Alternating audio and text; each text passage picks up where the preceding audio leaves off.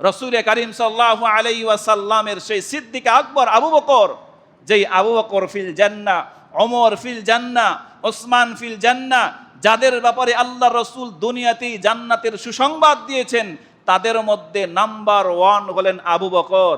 হাদিসে এসেছে সেই আবু বকর রাদিয়াল্লাহু তাআলা আনহু গভীর রাত্রে কবরস্থানের পাশে দাঁড়ায় দাঁড়ায় কাঁদতেছে, বলেন সুবহানাল্লাহ। অথচ দুনিয়াতেই জান্নাতের টিকিট পেয়ে গেছে, দুনিয়াতে আল্লাহ তাদেরকে রাদিয়াল্লাহু আনহুম ওয়া রাদু আন, রাসূলের মাধ্যমে আল্লাহ কোরআনে জানিয়ে দিয়েছেন পয়গম্বর সাহাবায়ে কেরামের জামাত তো হলো সেই জামাত রাদিয়াল্লাহু আনহুম ওয়া রাদু আন, যেই সাহাবায়ে কেরাম আল্লাহর উপরে খুশি এবং আল্লাহ তাআলাও প্রত্যেকটা সাহাবায়ে কেরামের উপর খুশি, বলেন সুবহানাল্লাহ। চিন্তা করতে পারেন কোরআনের আয়াত, আল্লাহ বলতেছেন আমিও তোমার সাহাবাদের উপর খুশি, তোমার সাহাবারাও আমার উপরে খুশি, বলেন না সুবহানাল্লাহ। আর আপনি যদি সেই সাহাবীদের সমালোচনা করেন, সেই সাহাবীদের দোষ চর্চা করেন, তাহলে কি আপনি আল্লাহর পক্ষে আছেন নাকি আল্লাহর সিদ্ধান্তের বিপক্ষে চলে গেলেন? কারণ আল্লাহ বলতেছেন রাদিয়াল্লাহু আনহুম, আল্লাহ বলেন ও দুনিয়ার মানুষ, আমি আল্লাহ সাহাবায়ে কেরামের ব্যাপারে আমি সন্তুষ্ট হয়ে গেছি। আর আপনি এই 1400 বছর পরে এসে যদি সাহাবায়ে কেরামের বিরুদ্ধে কলম ধরেন, কসম করে বলি আপনি আল্লাহর কোরআনের আয়াতের বিরুদ্ধে লিখলেন, বিরুদ্ধে সমালোচনা করলেন। কারণ আল্লাহ যেখানে বলেছে আমি সাহাবাদের উপর খুশি, আল্লাহর উপরে সবার আস্থা রেখে, আল্লাহর কথাকে ভালোবেসে বিশ্বাস রেখে প্রত্যেকটা উম্মতে মুহাম্মদী বলবেন আমরাও সাহাবায়ে কেরামের উপরে খুশি, বলেন আলহামদুলিল্লাহ। আমরা সাহাবায়ে কেরামের সমালোচনা করব না, কেউ যদি সাহাবায়ে কেরামের সমালোচনা করে সেই মজলিসে আমরা বসবো না, পারবো তো ইনশাআল্লাহ। কারণ সাহাবায়ে কেরাম সেই জামাত, যেই জামাতের উপর খুশি হয়েছেন আল্লাহ, সেই সার্টিফিকেট আল্লাহ কোরআনে এক আয়াতে নয় অসংখ্য আয়াতে আল্লাহ দিয়েছেন। সেই আবু বকর প্রথম সাহাবী, জান্নাতি সাহাবী।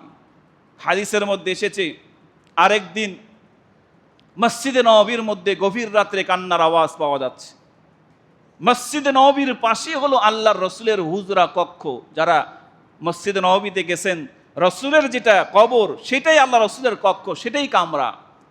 তো আল্লাহ রসুল সাল্লাল্লাহু আলাইহি ওয়াসাল্লাম তার কামরার মধ্যে শুয়েছিলেন। রাতের বেলা হঠাৎ করে কান্নার আওয়াজ রসুলের কানের মধ্যে পৌঁছালো। আল্লাহ রসুল চিন্তা করলেন কি ব্যাপার, এত গভীর রাতে মসজিদে নববীর মধ্যে কে কান্না করে।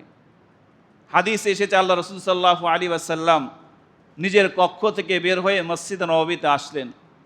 আসার পরে তাকায় দেখলেন এক আল্লাহর বান্দা কান্নাকাটি করতেছে। অন্ধকার, তখন তত লাইটের ব্যবস্থা ছিল না, অন্ধকারের মধ্যে এক ব্যক্তি কাঁদতেছে। আল্লাহ রসুল সাল্লাল্লাহু আলাইহি ওয়াসাল্লাম জিজ্ঞেস করলো, এই কে তুমি, কি তোমার পরিচয়? মদিনাওয়ালা সবাই ঘুমায় আছে, সবাই ঘুমন্ত অবস্থায় আছে, আর তুমি মসজিদে নববীতে এসে কান্না করতেছো, কে তুমি? ওই সাহাবী উত্তর দিয়ে বলে, ইয়া রাসূলুল্লাহ, আমি হলাম আপনার সাহাবী হযরত আবু বকর, বলেন না সুবহানাল্লাহ। আল্লাহ রাসূল আবু বকর, সমস্ত সাহাবায়ে কেরাম, পৃথিবীর সমস্ত মানুষ ঘুমন্ত, সবাই ঘুমন্ত অবস্থায় আছে, তুমি কেন এত গভীর রজনীতে মসজিদে নববীতে এসে কান্না করতেছো?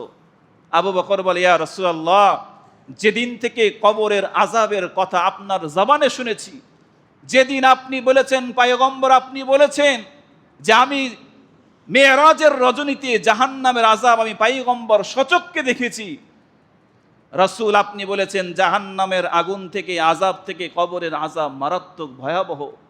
বলে, ইয়া রাসূলুল্লাহ, যেদিন থেকে কবরের কথা শুনেছি ওই দিন থেকে পয়গম্বর আমি রাত্রে যদি বিছানায় শুই, পিঠ লাগিয়ে শুই, বালিশের মধ্যে মাথা লাগাই, ইয়া রাসূলুল্লাহ, আমার ঘুম আসে না, কবরের চিন্তায় আমার ঘুম আসে না, বলেন না সুবহানাল্লাহ।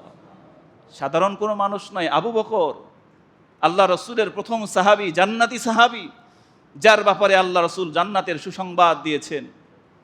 আবু বকর কোন আবু বকর? আল্লাহ রসুল যখন হিজরতে যাবেন, হিজরতে যাওয়ার সময় যখন আবু বকরকে বলে, আবু বকর হিজরত করতে হবে, তুমি রেডি থেকো।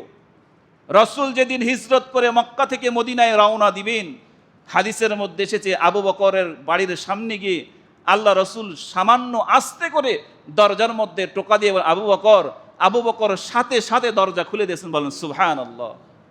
আল্লাহ রসুল আবু বকর এত গভীর রাত্রে সামান্য একবার টোকা দিলাম, আস্তে ডাকলাম, তুমি এত দ্রুত দরজা খুলে দিলে, আবু বকর তুমি কি ঘুমাওনি?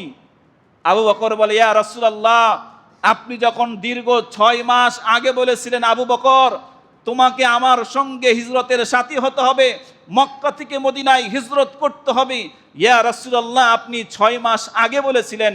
রাসূলুল্লাহ ওই 6 মাস আগে যে বলেছিলেন, ওই 6 মাস থেকে আজ পর্যন্ত আমি আবু বকর বিছানার সঙ্গে পিঠ লাগাই নাই।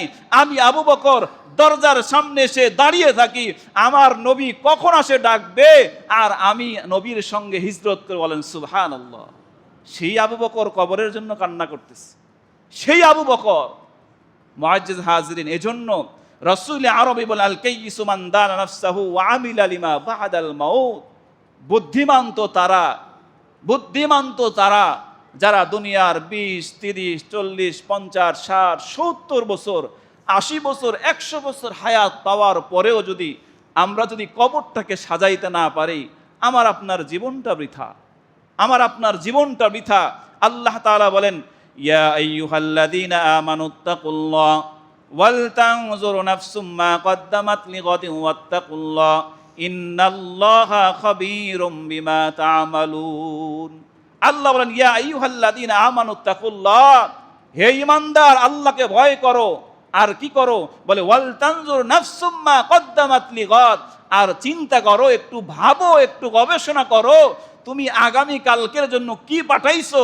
অর্থাৎ তুমি যে কবরে যাবা, তোমার কবরে যাওয়ার জন্য কি সামানা তুমি গোছাইছো, একটু চিন্তা করো, একটু ভাবো। আল্লাহ বলেন, ইন্নাল্লাহা খাবীরুম বিমা তা'মালুন, আমি আল্লাহ কিন্তু তোমার প্রত্যেকটা কাজ আমি আল্লাহ কিন্তু দেখতেছি, তোমার প্রত্যেকটা পদে পদে আমি নজর রাখতেছি। সুতরাং আল্লাহ বলে, বান্দা তোমার কবরের জন্য কি সামানা গুছাইছো এটা একটু চিন্তা করো। আর রাসূল বলেন, যারা কবরকে নিয়ে চিন্তা করবে তারা হবে সবচাইতে বড় বুদ্ধিমান।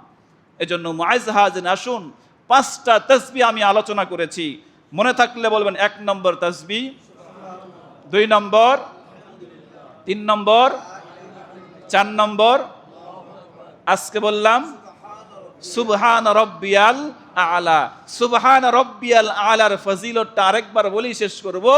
আল্লাহর রসুলকে জানানো হলো, কোনো বান্দা বান্দি যদি একবার সুবহান রব্বিয়াল আলা বলে, তো সুবহান রব্বিয়াল আলাকে যদি এক পাল্লার মধ্যে রাখা হয়, আরেক পাল্লার মধ্যে যদি আল্লাহর আরশ কুরসিকে রাখা হয়, পৃথিবীর সমস্ত পাহাড়ও যদি ওই পাল্লায় রাখা হয়, তো বান্দা বান্দির একবার সুবহান রব্বিয়াল আলার ওজনটা আল্লাহর আরশ কুরসির পৃথিবীর সমস্ত পাহাড় থেকেও বেশি ওজনওয়ালা হবে। বলেন সুবহানাল্লাহ।